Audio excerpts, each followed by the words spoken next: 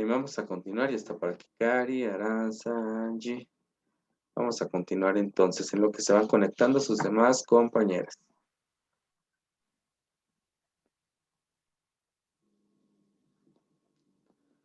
Bien, estábamos hablando entonces pues de todo el conjunto de lenguas romances o de donde pues se da origen a lo que es el español, ¿sí? Entonces, pues bueno, las lenguas romances, como ya les comentaba, son o consideradas las lenguas románticas, son todas aquellas que provienen del latín vulgar, o lo que era considerado en ese entonces el latín vulgar.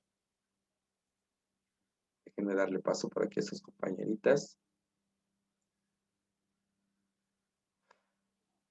No se me vaya a dormir, Cari, con la clase de historia.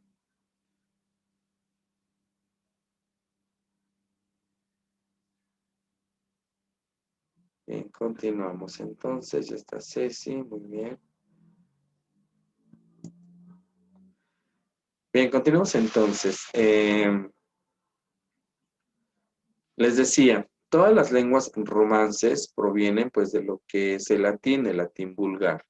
Eh, Vamos a ver que posteriormente este latín, o ya vimos y comentamos que el latín vulgar comienza a tener una evolución y esto da paso a otras lenguas como el portugués, el catalán, el gallego. Entonces, todo esto recuerden que tenemos un estudio diacrónico y sincrónico de evolución y de características de la lengua durante determinados periodos y obviamente está evolucionado demasiado. Entonces las lenguas igual en aquel entonces pues evolucionaron de tal manera que dieron estructura a lo que es actualmente o conformaron las nuevas lenguas romances que conocemos, entre ellas pues al español.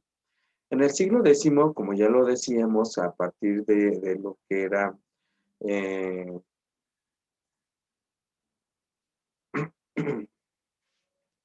de la independencia también, de la lucha que había de territorios en aquel entonces, pues ya vimos que aparecen las primeras glosas emilianenses, que son estos escritos, ¿sí? Que tienen parte del latín vulgar y que eran considerados o son considerados como que los primeros escritos que se tienen de lo que es propiamente el español, ¿sí? Esto es algo que ya vimos anteriormente en las diapositivas santas, ¿sí? Entonces, estas glosas emilianenses, pues son pequeños anotaciones, ¿sí? Que estaban en varias lenguas, a estas lenguas que eran este conjunto de lenguas romances que existían en aquel entonces, que posteriormente pues le van a dar paso al español, ¿sí? Entonces, y que eran parte de lo que eran textos sobre todo religiosos, que eran lo que estábamos viendo en ese entonces. En el siglo XV, ¿sí? Eh, Cuando los árabes avanzan hacia el sur, ya vimos ahí por una invasión musulmana, ¿sí? Entonces empieza también una expansión de lo que es esto, ¿sí? A partir del siglo XV que viene el Renacimiento, la etapa del Renacimiento, un movimiento que se dio a nivel mundial, donde precisamente la iglesia pierde mucho del poder que tenían muchos aspectos de aquel entonces de la ciencia, del gobierno y de todo lo demás, pues bueno, aquí empieza pues realmente también un resurgimiento del español, ¿sí? Entonces el castellano se impone como lengua nacional en lo que era en aquel entonces España, ¿sí?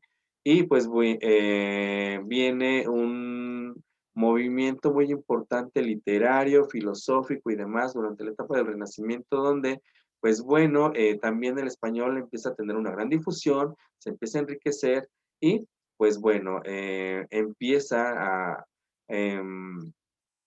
una expansión de la lengua española a partir de las conquistas que ya se te habían tenido. Algo muy importante es que en 1713 pues, se crea la Real Academia Española, la que hoy conocemos como la Real Academia de la Lengua Española, y que es la que se encarga de estudiar toda la estructura fonética, fonológica, gramática, semántica, todo lo que hemos visto de lo que es el español. Por eso siempre que nosotros buscamos algo en español o demás, siempre o queremos saber algo sobre esta lengua, tenemos que remitirnos precisamente a lo que dice la Real Academia de la Lengua Española, ¿no? Entonces, es importante.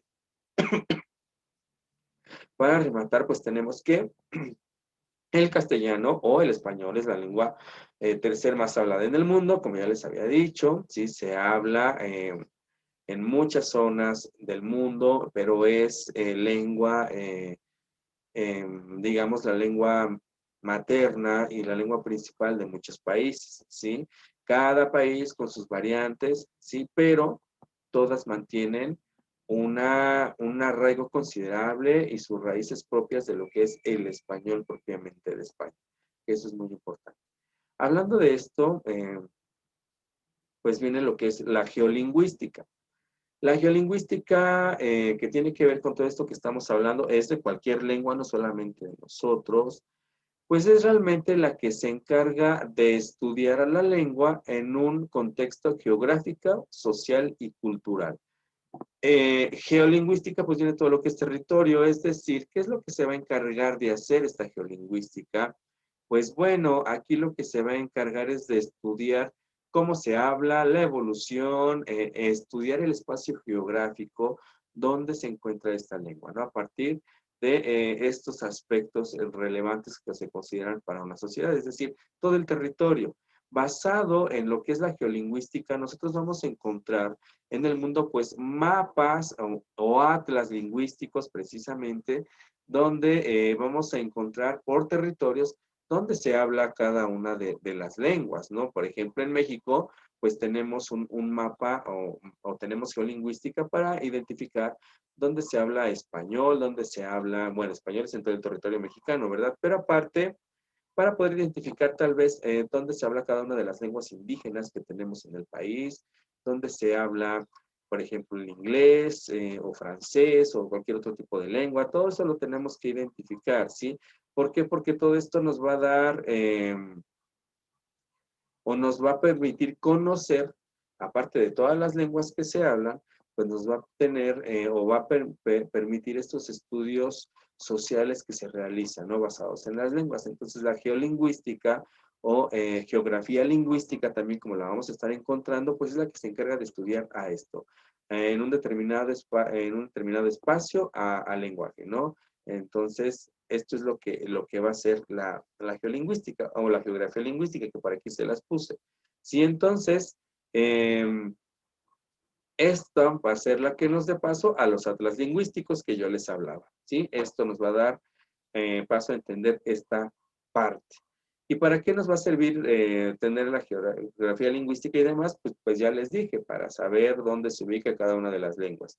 Por ejemplo, en Hidalgo podemos tener un mapa o un atlas lingüístico de dónde se habla, por ejemplo, qué lengua se habla en cada municipio, cuántos hablantes, hasta qué territorio prevalece. O sea, todo eso es importante. ¿Sí? Entonces, por eso es importante toda esta parte de la geografía lingüística o llamada geolingüística, ¿sí? Que es esta parte. Bien, yo les puse por aquí un mapita de lo que es, pues, la evolución que ha tenido el español, ¿no? No el español, sino realmente un conjunto de lenguas que en la actualidad son muy relevantes. Y bueno, pues vamos a ver por ahí en color verde a lo que es, pues, todo lo que es el español. Como les decía, marcado en verde, pues obviamente tenemos a España, ¿sí? Y tenemos pues prácticamente todo lo que son considerados los países de América del Centro hasta América pues del sur, miren, exceptuando por ahí Brasil, que Brasil dijimos es territorio o tiene la lengua al portugués como lengua, pero que sin embargo son parte de las lenguas romances, ¿sí? Entonces vean nada más, pues tenemos aquí a todos los países que hablan de alguna manera el español y pues bueno, obviamente como primer lengua y de lengua dominante en el mundo que tenemos pues es el inglés, pero esa es otra estructura, esa no es parte de las lenguas romances ni parte de las lenguas que nosotros ubicamos, ¿sí? También es importante, chicas, comentar que en la actualidad o nuestro, ¿cómo les puedo decir? Nuestra lengua, ya me perdí por aquí, caray. Nuestra lengua tiene como parte, dice aquí, no sé qué dice, chicas.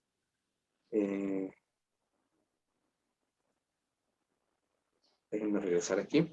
Bien, nuestra lengua, ¿sí? También va a tomar préstamo, digamos, o de acuerdo a estas invasiones que hubo en aquel entonces, de acuerdo a lo que era, pues todo este conjunto de lenguas que se manejaban en aquellos tiempos, pues bueno, hoy vamos a encontrar en nuestro vocabulario muchas palabras que provienen del inglés, que provienen del portugués, del italiano, que provienen de lo que es los árabes, también tenemos a muchas palabras. ¿Por qué? Porque han sido estos préstamos que se han tomado y que han conformado obviamente el español. Muchas de las palabras incluso son parte de las lenguas indígenas, ¿no? Como por ejemplo guajolote y todas estas que han ido conformando y dando la estructura al español actual, pero que han retomado vocabulario de otras lenguas para irse conformando. Entonces, por ahí, por ejemplo, azúcar, azar, son parte de la lengua árabe que nosotros usamos comúnmente. Por ejemplo, el ok, el software y todas estas que son palabras del inglés y que utilizamos y que ya las hemos hecho propias del español. O sea, sí vamos a encontrar un montón de palabras que hemos o que ha prestado o que han tomado prestado el español de otras lenguas y que se utilizan como parte ya del español. Entonces, pero eso no solamente pasa con el español, también el español ha prestado palabras a otras lenguas, ¿no? Para estructurar. Bien, chicas, con esto nosotros concluimos lo que es la asignatura de literatura. Espero que nos haya quedado claro. Espero no haberlas dejado más revueltas de lo que ya estaban, ¿verdad? Con todo esto de lo que es el español y todo el conjunto de lenguas y demás. Es importante saberlo como cultura, sí, pero también es importante retomarlo porque ya vimos que todo esto, bueno, lo que vimos al principio, todo lo que es la estructura, la fonología, fonética, gramática y todo lo demás que nos enseñan desde la escuela, también nos ayudará a identificar muchos problemas del lenguaje, de lectoescritura que se van a presentar en los alumnos en nuestras aulas, sobre todo porque se quieren pues dedicar la mayoría a lo que es propiamente el trabajo en aula. Entonces, esto también nos va a ayudar a identificar esa parte, ¿sí? Espero que no tengan ninguna duda, chicas. Cari, ¿alguna duda? No, profe. No, segura. Ok. El día del examen, si acaso ahorita no. Ok, sí. Esto sí viene en su examen, entonces estudien, por favor. Lupita, ¿alguna duda? No, profe. Ok. Bien, creo que los demás igual. Si alguien tiene duda, con toda confianza. Si no, pues bueno, chicas, hasta aquí viene su examen. Estudien mucho. Espero sus trabajos esta semana. Sí, pues bueno, con esto concluimos el temario. Creo que no les debo ya nada. Les mando el día de mañana, pues obviamente su presentación y sus clases. Y pues bueno, se acabó el tormento de lingüística. ¿Vale? Ya no van a atormentarse. Les encargo, lo que sí les encargo es que precisamente en sus textos que están haciendo, en todos sus trabajos, pues pongan en práctica todo lo que tiene que ver, o lo que vimos al principio, de lo que estructura la lengua escrita y hablada, ¿verdad? Para pues escribir mejor, que cuando se vayan al salón de clases a dar una sesión, pues no estén como el profe Rubén con sus faltas de ortografía, con palabras mal escritas, con no saber redactar o hablar propiamente, porque por eso es la intención de ver todo esto, para poder ayudar al alumno. Si no, imagínense si van a llegar con acentos donde no van, sin acentos, pues pobres chamacos, ¿cómo van a salir, no? Entonces, pues ustedes tienen que poner el ejemplo y ustedes tienen que analizar todas estas normas, todas estas reglas para, pues, escribir, redactar mejor. Hoy las nuevas tecnologías han ayudado a que mucho de esto no se dé, ¿sí? Porque nos malacostumbramos a una mala escritura y lectura dentro de los textos actuales, ¿verdad? Porque por ahí hasta para escribir un que, en lugar de poner ponemos la K de kilo, ¿verdad? Que nada que ver, pero ya con esto nosotros, por ejemplo, decimos que, ¿no? O ya utilizamos muchos símbolos en lugar de las palabras, entonces todo eso ayuda a que de pronto nuestra lengua pues vaya teniendo cambios. Y tiene que ir cambiando, va evolucionando todo, eso es muy cierto, pero pues existen ciertas normas que tenemos que continuar, ¿sí? Normas que incluso la tecnología nos las sigue marcando, o sea, no las ha eliminado porque nos sigue marcando acentos, nos sigue marcando comas, nos sigue marcando todo. que nosotros la utilicemos para hacer caritas y monitos y todo lo demás es muy diferente, ¿verdad? Entonces, sí, échenle ganas en ese aspecto, por favor, señoritas. Entonces, pues me dio gusto haberles dado esta asignatura. Espero que nos haya quedado claro un poquito de la lengua española y todas las lenguas y toda la estructura, ¿sí? No me despido de ustedes porque nos vemos en otra siguiente sesión. ¿Dale, chicas? Nos vemos en un rato más. Sí, profe, gracias. Ok, nos vemos, chicas.